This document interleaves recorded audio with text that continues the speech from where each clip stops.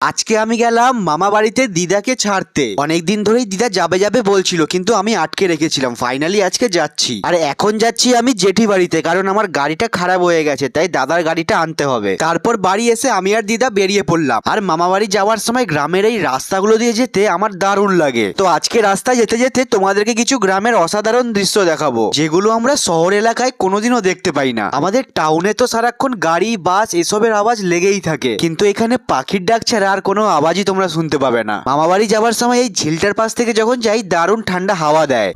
মনোরম দৃশ্য গাইস, মনোরম দৃশ্য। বন্ধুরা, তোমরা যারা গ্রামে থাকো তারা হয়তো এই মুভমেন্ট গুলো সবসময় ফিল করতে পারো। তো যাই হোক, তারপরে আমরা চলে এলাম মামা বাড়িতে। চলো তোমাদেরকে আমার মামা বাড়িটা এক ঝলক দেখিয়ে দিই। দেখো, এটাই হচ্ছে আমার মামা বাড়ি। আর দেখো, তোমরা কিন্তু এখানে গাছপালা ছাড়া আর কিছুই দেখতে পাবে না, কারণ পুরো বাড়িটাই গাছে ঢাকা। তো যাই হোক, ডিউটি যেতে হবে বলে আর বেশিক্ষণ বসলাম না, বেরিয়ে পড়লাম। তো এরকম গ্রামের পরিবেশ তোমাদের কেমন লাগে কমেন্টে অবশ্যই জানিও। আর আজকেও এখানেই শেষ করলাম। জয় শ্রীরাম।